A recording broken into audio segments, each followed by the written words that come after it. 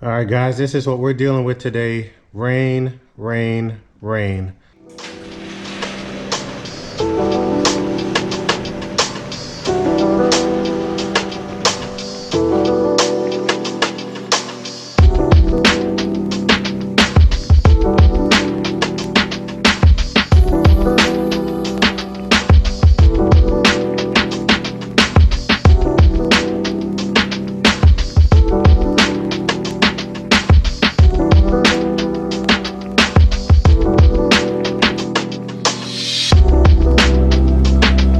All right, guys, welcome back to Bass Brothers Fishing, DMV. Today, it's raining, so we're gonna do some indoor activity boat review. Pelican Bass Raider 10E is my boat. I've had this over a year and a half. We take this thing out all the time, have a lot of fun. I get a lot of comments while we're out, questions. I figured, why not do a comprehensive review, an overview of the boat, pros, cons, the whole 9 yards. Let's get into it, guys. All right, here we go. Pelican Bass Raider 10E. E is for electric because it's wired for electric. You don't have to run wires from the back of the boat to the front to get power to the front. You'll see these cables right here, just connect right to your battery. Goes into the boat, comes out here, nice little plug right here. So if you're running any electrics up front, you're covered. All right, guys, this is a 10'2" boat, carries 600 pounds capacity. The boat only weighs 145 pounds, so it's very light for its size. Means you can carry this thing back and forth, soft launch it. You don't need a boat ramp to launch this boat. You can get it in the water by yourself. I've done it 1,000 times before.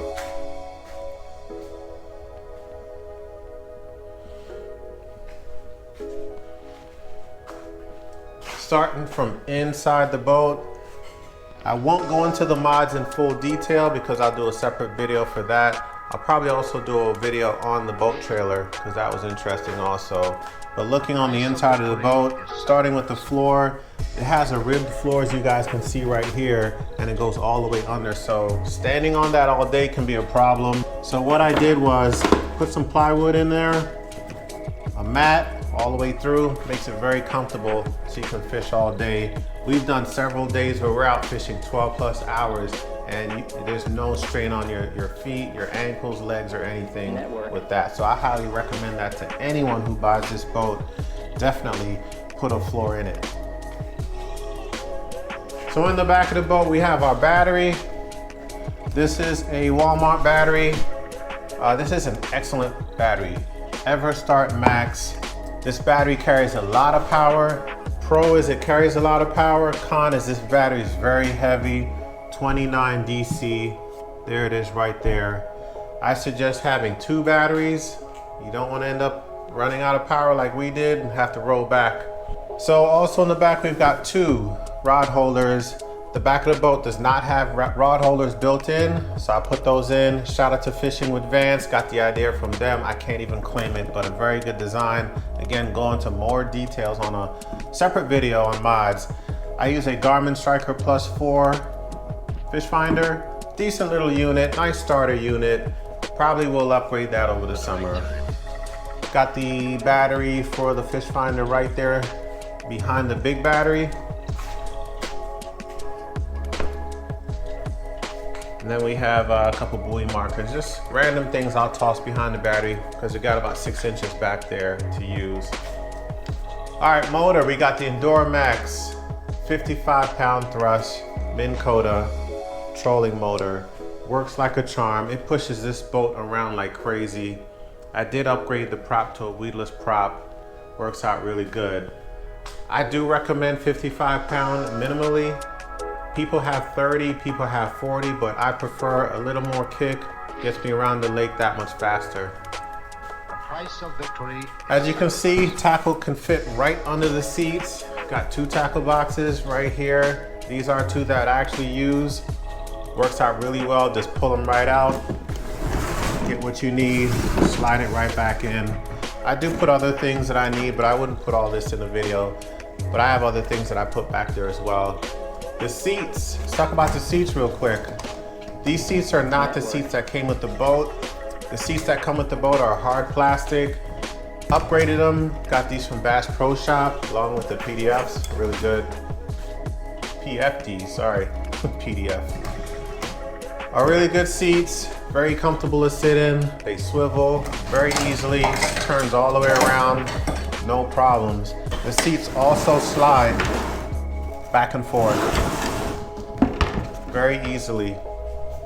You can see the rods tend to get a little bit in the way. Right now I have 8 rods in here. I tend to fish with a lot of rods. You guys see in our videos, we have rods galore. 8 rods right here in the well. Each side has a similar well. Got a cup holders. Cup holders are not the greatest, guys, I won't lie. This is an unbiased review, so I'm gonna keep it real with you. Cup holders are not great, only about 1 inch deep. My sodas or whatever bottles have spilled 1,000 times, so I don't really use these for cup holders. What I do use these for a lot are for my baits, terminal tackle, any kind of small, whatever, my pliers, scale, all goes on the side. You've got a deeper compartment right here that works out even better. So you got a lot of those compartments as you go up and down this boat right here. In the front, got a 15-pound anchor, just tied it to a rope, got a clip here and clip it to the front of the boat right there. 2 people work comfortably. I've actually had 3 people in this boat. When my son goes, my youngest son, we've done that as well and it worked out pretty well. So that's that for the anchor. All right, also we got 2 rod holders built into the boat in the front that work pretty well. They're not perfect because of course rods come in different sizes. Sometimes the rods tilt, but my brother, who's up in the front of the boat most times, uses the heck out of these rod holders and he doesn't complain. So I guess they're pretty good.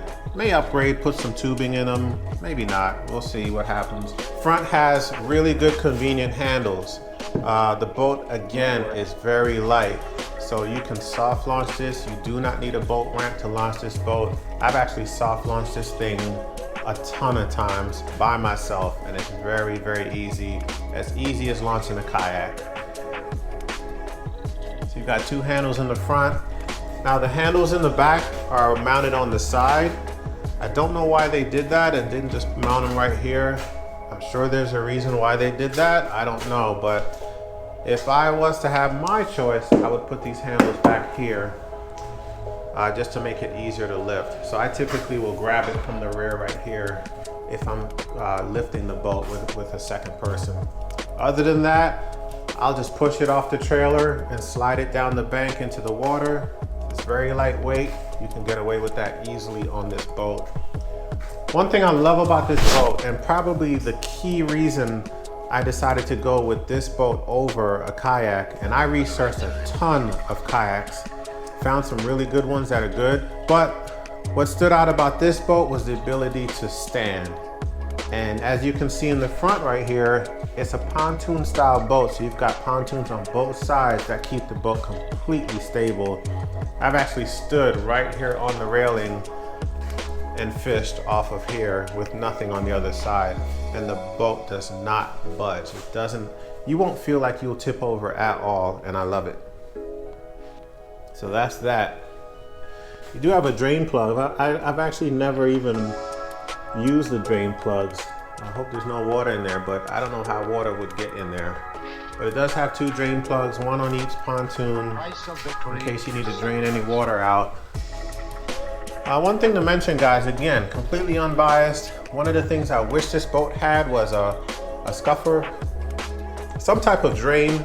So any water that gets inside this boat while you're fishing, maybe in the rain or rain gets in it because you didn't cover it properly outside, you have a plug that you can just drain all the water out. This does not come with that. So any water that gets in this boat while you're out stays in this boat unless you have some kind of pump to pump it out. But I think that'll be one of my next mods, is to put a scuffer drain in there.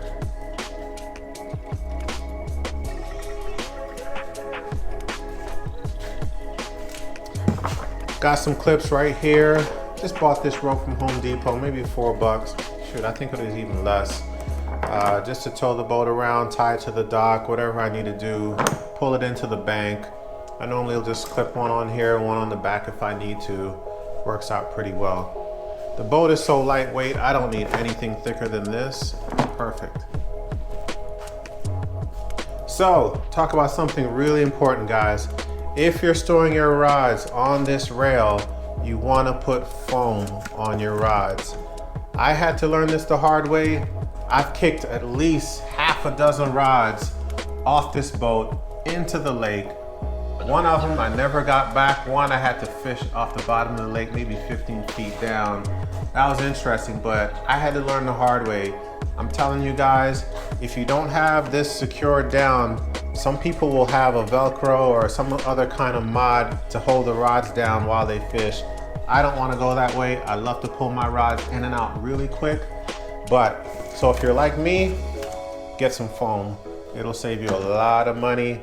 I still to this day knock rods off, but with the foam, it floats very well. A key thing to note about this boat, it's very affordable. I know for me, I didn't have the money to spend $1,000 on a boat. This comes in around $600, which is an excellent price considering what you get to be able to have such a big boat at that price. It's actually amazing. This boat is made in Canada, so it's imported. The most popular retailer I would say is Dick's that sells this.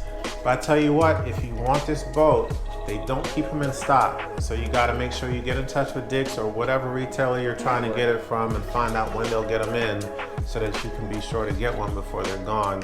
I actually saw a flash sale maybe a month ago where Dick's was selling this boat for $450, which is ridiculously cheap for such a great boat. So all in all, guys, I highly, highly recommend this boat for anyone who's looking for an affordable way to get out on the water. It's lightweight, which does have its pros and cons. If it's a very windy day, this boat will get blown around pretty much. So if you don't have an anchor, you gotta get one. Something else you wanna do is have at least one paddle for this boat in case you need it. I can say twice we've ran out of battery juice and had to paddle our way back to the dock. So if you don't wanna get caught out there without a paddle, I got this on Amazon. It wasn't very expensive. It's small, Velcroed it right here to the side of the boat. Gets the job done. At the right time. All right, guys, I think that just about does it. I hope you guys enjoyed this video. I enjoyed doing it, long overdue. I've had this boat about 1.5 years, used it a ton, get a lot of questions when I'm out in the water, comments and questions people asking, so I figured why not make a video on this boat and hopefully help some guys out.